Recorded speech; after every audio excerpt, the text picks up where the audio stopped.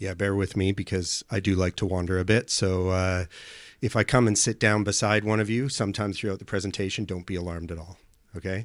I also want to say before we start here that, you know, it was a great introduction by the team, but if you look at the people we have in the room here, you know, Jason, Lan, the team that are here, they've been absolutely instrumental in making sure that we can get down this journey and get to where we are. And, you know, without the amazing technical expertise like we've had in our company, it's where we are today wouldn't have been possible.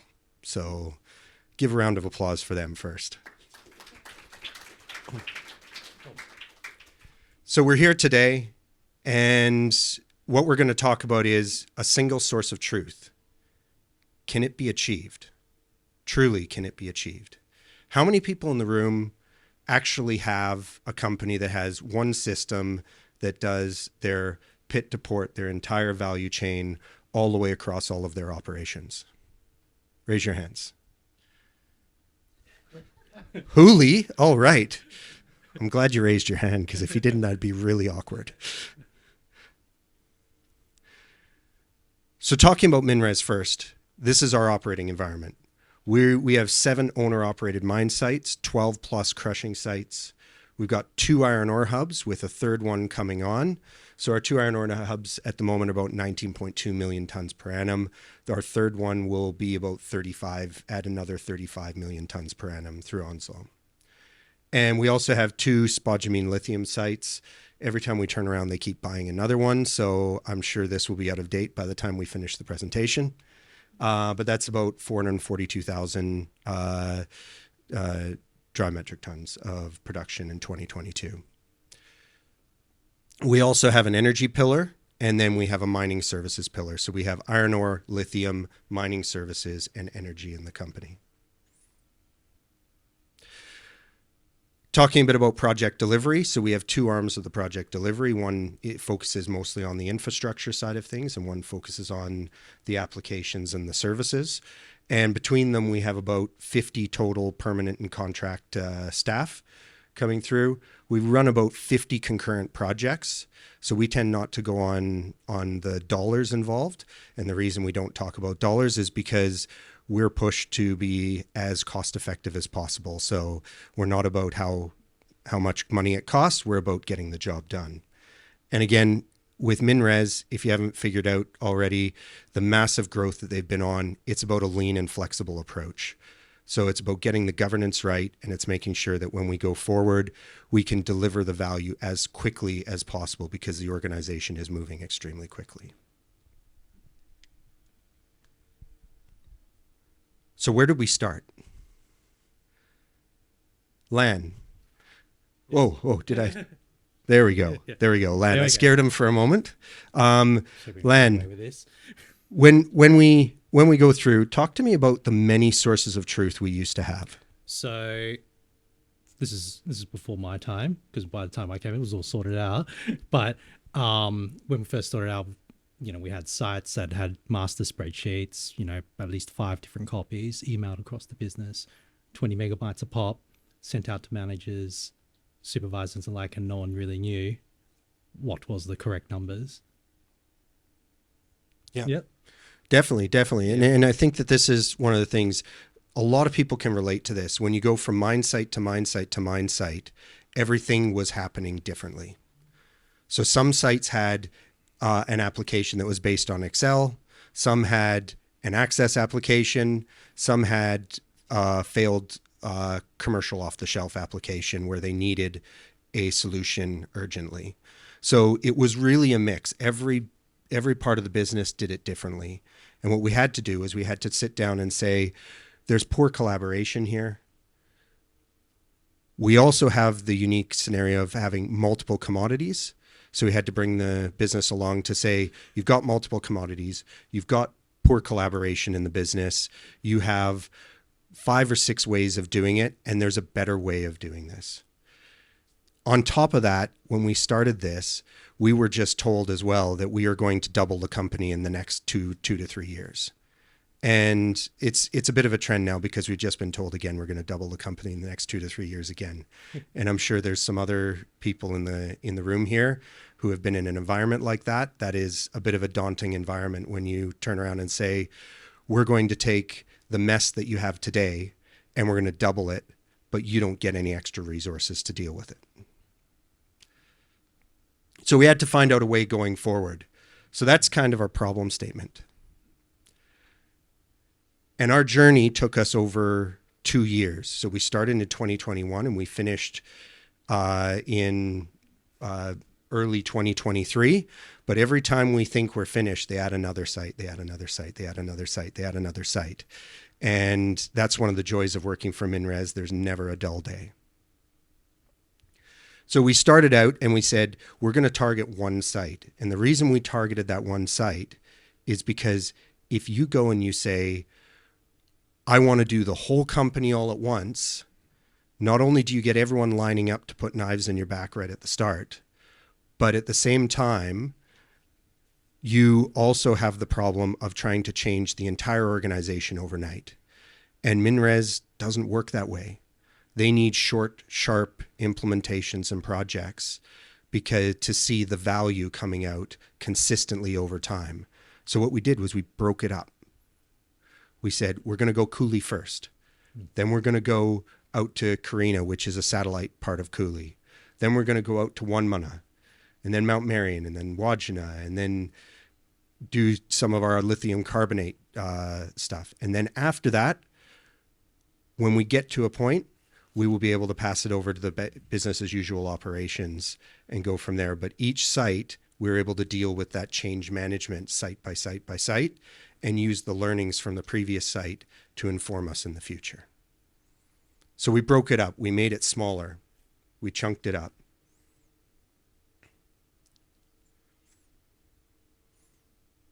But the biggest question is, why did we choose MineMarket?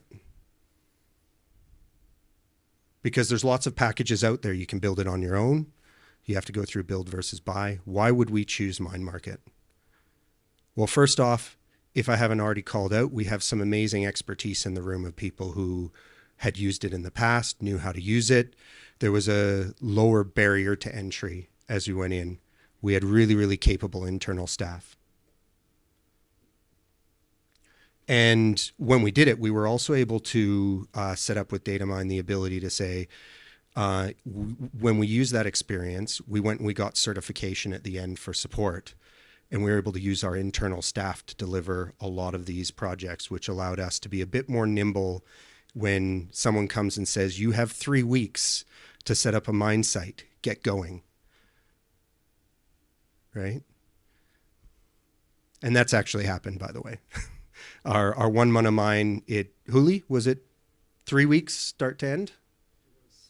We were given 3 weeks notice.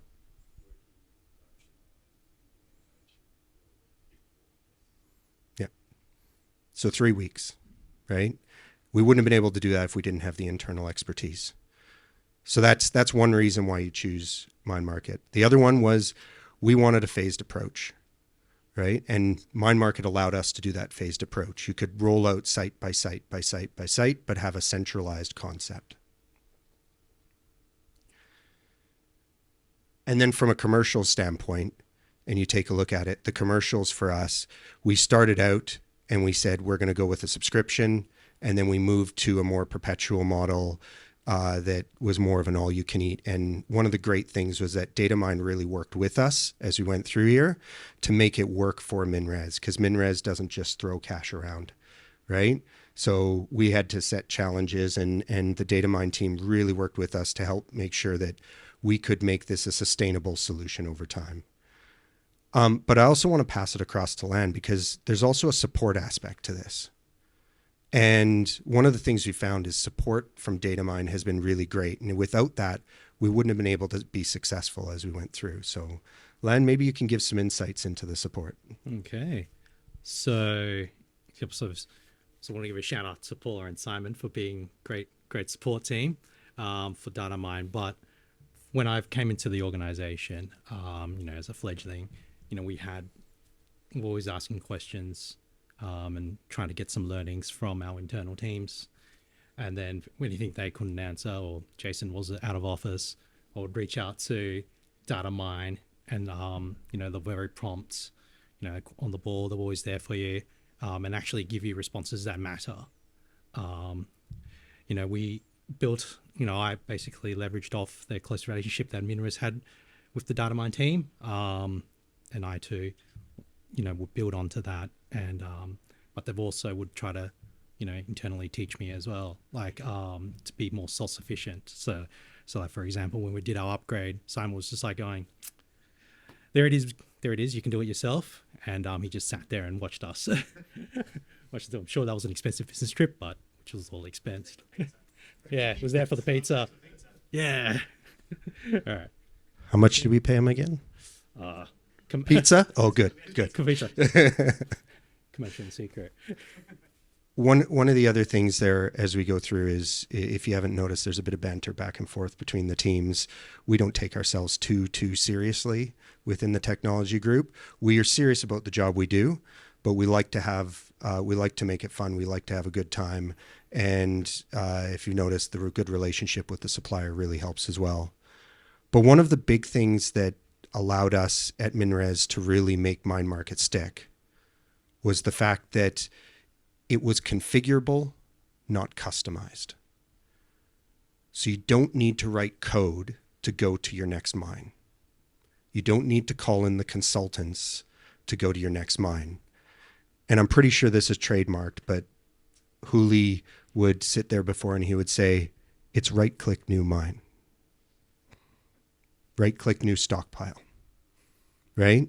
And without that ability to configure it very easily, you would not be able to roll out as we had and get the adoption that we had within the business.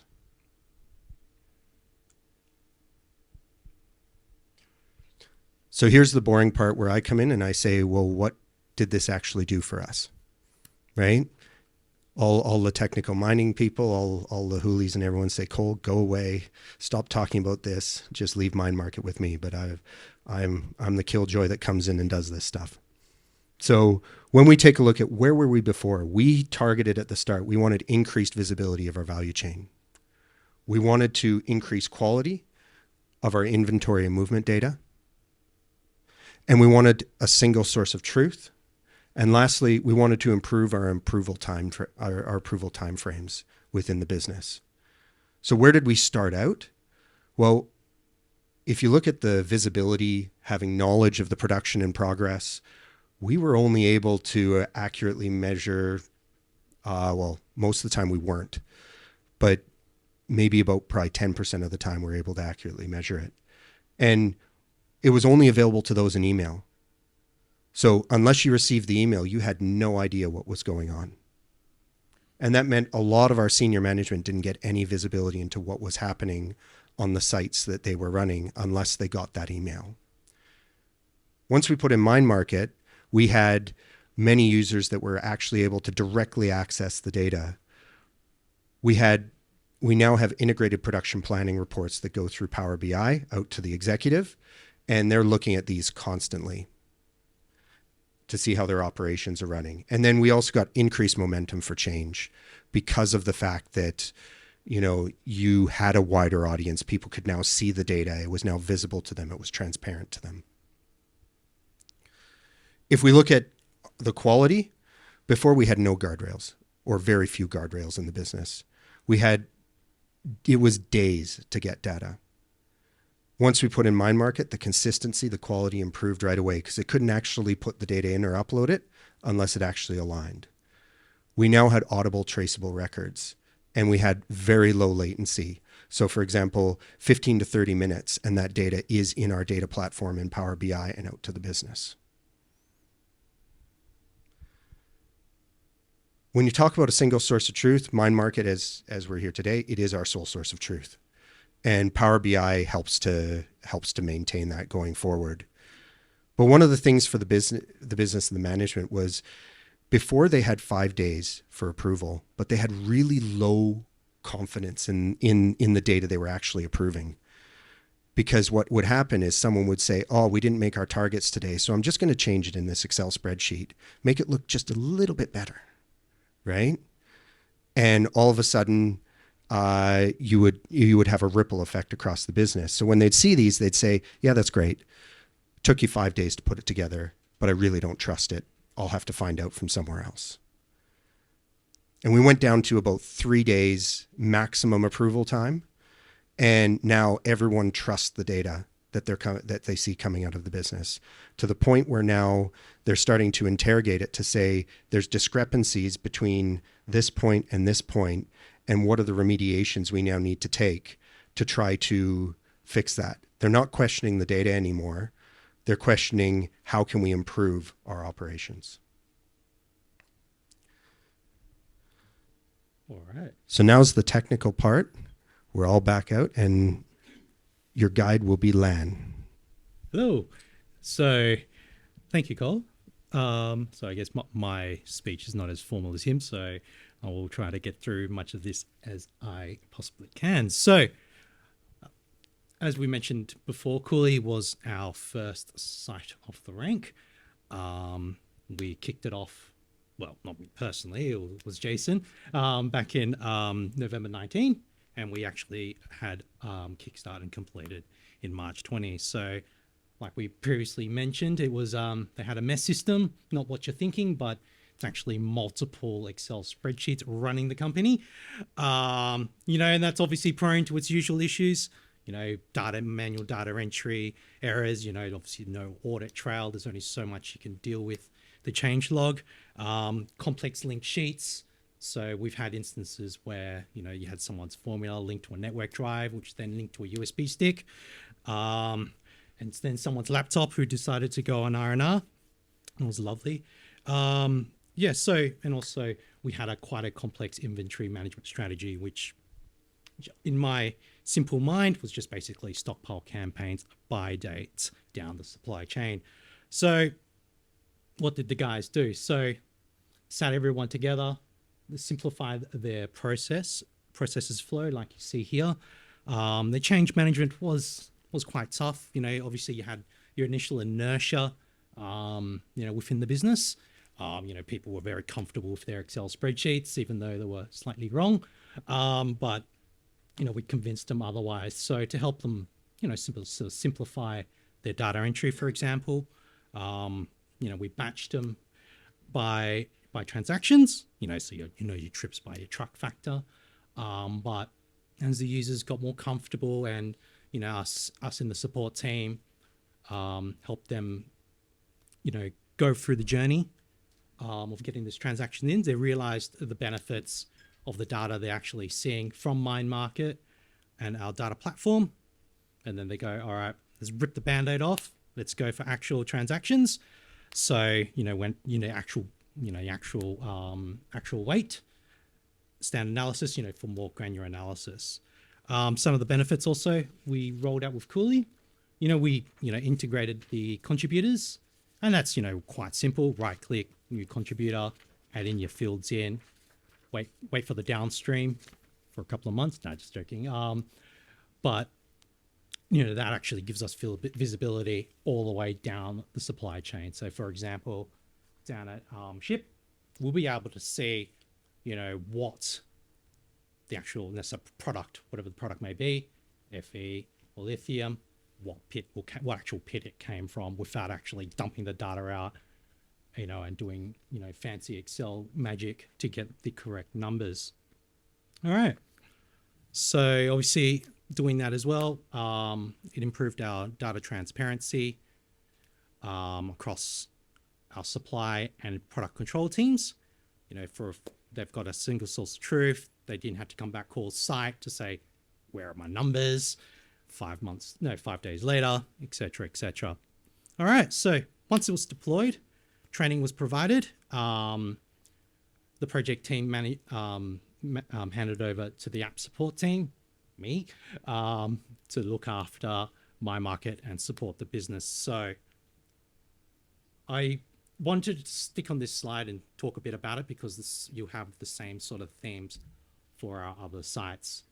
So Carina was the next cab off the rank. Shortly after Cooley, because it was a satellite site of our Yilgarn hub. So same sort of story, multiple spreadsheets, complicated inventory strategy. It was treated as a separate site, but it's integrated to our Yilgarn hub. So what does that mean?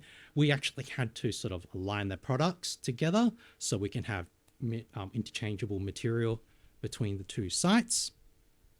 One of our sort of complications with this was we had the split train routes, as you can see here. So originally we used to ship our product off to Kwinana, but then we had to integrate it with Esperance as well, alongside with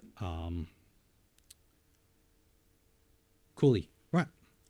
And then obviously complete here. This is our complete workflow.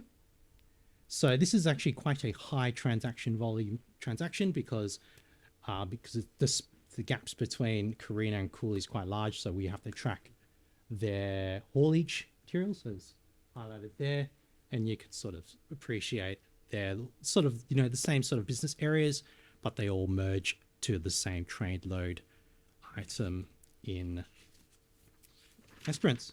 Cool. So site 3. So this is a completely different product. This place, we only care about lithium. Now, lithium to me is quite a complicated process, but in MineMarket, we don't really care. We treat everything as a black box. What we care about is the movement of product through the circuit. So obviously crush, concentrate, put in a stockyard, and we dispatch it off to port. Okay, so in this instance here, we have our road trains off to Esperance. So quite a high volume. It's a lower volume than iron ore, but still quite a lot for me to handle. At Mount Marion, we retired the COTS. So it's just a commercial off-the-shelf product. But in saying that though, we had system-oriented site users as well that appreciated, the need for an inventory management system. So they were quite on board, and it was quite a smooth transition. Okay. Whoops. Sorry, Cole. There we go. Right. Womana. So Womana's up at the Central Pilbara. Quite proud of this site because, had a lot of wins with this. So we were only given 3 weeks to make this happen. Pretty much Cole got the call from the general manager saying, you need to get this done in 3 weeks. Obviously he panicked and he got all the experts in. Right. So we had very enthusiastic site champions. We had some staff transitions in, but they by now we know they were quite veterans and experts in MineMarket. So the state of inertia was very low compared to another site we will get into shortly. And the staff actually in Womana are source system minded as well. They actually embrace the product and always were looking for continuous improvement with MineMarket and their reporting. So when we initially rolled out, what we can sort of see there with the road train to Utah Point, they just batched their transactions initially, realized, no, that doesn't work for us. We want to see, differences in time from our trucks from site to port, etc. So we migrated it over to the truck dispatchers model. And then the guys inside as well, they're quite Power BI savvy. So now they're actually creating their own reports and analyses to centralize their reporting for Womana and actually distribute it out to whoever wants to read it. So, GEOs, tech services, management, corporate, me, all that kind of stuff. And I think to highlight to that as well, when they say very high road train transaction movements, you're talking about 8,500 movements a month, right? 8,500 movements of road trains from that one site a month. So you're not talking about a small volume of movements. You're talking about a really, really large volume of movements. Yep. And other things just to finish off with Womana. This is actually our first site we implemented C-Class with, and we actually have successfully deployed it. And actually, we have integrated the C-Class information into MineMarket as well to help reduce the amount of data entry by our end users. And as well, we got, automation with load, route, and cube for those said road trains. Now, with Iron Valley, it's the wrong sort of layout, but with our Iron Valley site, this is this bottom bit is our process flow. So, unfortunately, all the details are on the slide here. So, with Iron Valley, we actually had a very high level of inertia on this site. Why? Because I actually had a tool, pre-existing tool, which was on the back end of an Access database. It was a custom application. It worked for them, but they appreciated the fact that it was getting slower and slower and, needed a set of change. So once again, it actually had quite a high volume road trains, but because of that distrust between MineMarket and their original application, they were double entering both systems until they realized MineMarket was working for them, as we integrated it through and deployed, and then they just basically ripped the Band-Aid off and ran with it. So it was really good. So yeah, I think Iron Ore was blending, so that's cool. And then this is just to show our, distributed network up in Central Pilbara. We're showing how it all integrates together. And basically the 8,000 trucks per month, just for one month alone, will all go into either our Utah Point or Port Hedland stockyard. Cool. Last but not least is a Wodgina. So this was a greenfield stand-up, which we finished implementation on September 22. So these guys here were very much Excel heads. They wanted to do everything in Excel, but we had to sort of argue the fact for the benefits of MineMarket, and we leveraged off our previous success stories with all the other sites to get them across the line. So, for example, we argued for grade control, all that, all the automatic calculation downstream. Try to reduce your need for Excel spreadsheets because they don't work. However, some of the learnings we took from that, due to the complexity of this, we split into half. So we have mining going from up the concentrator that way, and we've got processing taking care of everything downstream plus shipment. And one thing I would like to, sort of convey is this little corner here. This was a contract for our, CSI business, how they were basically maintaining, they were actually sort of preparing the Telstra Hill for our second stage in Wodgina. When I was told by product control, you need to spin this up within the week, I did that within a day and then just basically pad out the week. Twirling my funds saying, I'm working on it. But I like to appreciate the fact that it was very easy for me to spin a completely new entity up. Lan, does that mean next time I can cut it down from a week to a day? Half day? No. And then we treat it as a separate entity, and then we've actually just joined a simple transaction up from the separate entity into the ROM to actually flow that ore in. So that's actually really cool. All right. Whoop, it's back to you, Cole. Okay, so when we come through here, everyone's going to be interested in performance against plan reporting. It doesn't make any sense just to capture your actuals if you're not actually looking at what's your plan, what's your actuals, what's your performance against plan. Because that's where the real value is going to be extracted out of this. So what I want everyone to take away from this is we have a bunch of different production platforms that are there, including LIMS, which is rolling out a C-Class. We've got our med accounting, our downtime accounting, our fleet management systems, legal for trade loaders, and reams more that come in. Those are all coming through a common integration platform, and then they're going into MineMarket. Now, MineMarket has been stabilized and live across all of MinRes' operations. This is where This is where we will then feed that in through to our value chain actuals and our production model. And that's part of, you'll hear a bit about that from the ETP group later today. I don't see Kirky in the room. He's not jumping up and down. So we'll see that later. And then that goes through up into our data platform and down into Power BI for additional reporting. Okay. So again, it's a shared service maintained by IT. It's about Industry 4.0 standards, and it's about the fact that the business can self-serve themselves with the data. We provide the data, they can consume it, make the reports that make necessary sense for them. And where are we going? So we've got to this point. Now we're looking to Onslow. Again, you're talking autonomous road trains. You're talking 35 million tons per annum.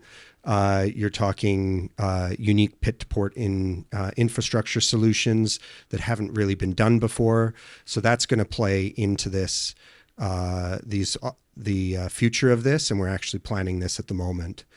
We're in the midst of an enterprise LIMS rollout, so we've chosen C-Class for that. And that's going to be rolled out across all of the sites as well to get assay data into MineMarket. And in addition to that, Onslow Iron is going to be the start of Industry 4.0. And so we've worked with ETP, ERDi, and we've been working with Datamine and our other suppliers to make sure that we can have a fully integrated and interoperable planning, scheduling, and actuals environment where this data is just flowing automatically. There's no people in the middle going typety, typety, type, right? So what can you take away? What can we take away from this? First of all, have a great relationship with your supplier. If you don't work to build that great relationship with your supplier, you're not going to get the same result as if you do work to build that relationship. So it's a win-win scenario. Focus on building that relationship. Great. Do you want me to say the next bit? You can say the next bit. Oh, really? Oh, man, I didn't prepare for this. No, so obviously we have a phased approach. It's very important. Don't go for a big bang approach. It doesn't work. We found that for us, engaging our stakeholders site by site actually worked great. One of the ones here, it's critical to actually have a flexible solution with a way of rolling it out in an agile fashion, right? So if I sit down over here, and I'm going to pick on you, Graham, for a moment. How do you create a new mine I don't think in MineMarket? How do you do that? Well, by the sound of it, you've already got it set up. And you're literally replicating it. Right-click new mine. Yep. Right-click new mine. There we go. He's a quick study, isn't he? Thank you very much, Graham. Yeah. So initially, it was a lot of manual entry. Now, since that point, they've started to integrate certain parts of it with our third-party suppliers who do some of our haulage. So we have an internal haulage group who do our road train haulage, and then we have external suppliers as well that help do some of those. So, for example, getting the dockets at the Wonmunna and Iron Valley side of thing, the Central Pilbara side. Yep, and then when it gets to port as well, getting those dockets and reconciling those dockets and feeding that information directly into MineMarket. That's how they've tried to do that, right? By no means is it perfect. And we're on that journey to make sure we can get rid of the need for someone to enter in 8,500 movements a month, because it's a huge, huge volume, right? And in addition to this, it's also, as we said, select for the responsive service, right? Anytime we had problems, right? We didn't have those issues of sitting there waiting 2-3 weeks for someone to get back to us. Someone was always coming right back to us. Lan? Correct. Yep. All right. So, a single source of truth. Can it be achieved? Yes, it can. And we got Bob the Builder there, and you'll realize why in a second, because our esteemed Jason Houlihan decided we'd have a bit of fun with this. And he asked ChatGPT to write an ode to MineMarket and to Datamine. And it came up with this. It's actually not too bad. Now, he hasn't trademarked it yet. He hasn't copyrighted it. He has not put it into Bob the Builder song. So if you actually put this to Bob the Builder, it would actually align with the Bob the Builder song. So, and then there's another slide as well. So when you come through here, this is just a little bit of fun that we had as we were going through this through the presentation here, and a little way that you can use ChatGPT to help you out with creating a little bit of fun in your organization. And that's about it.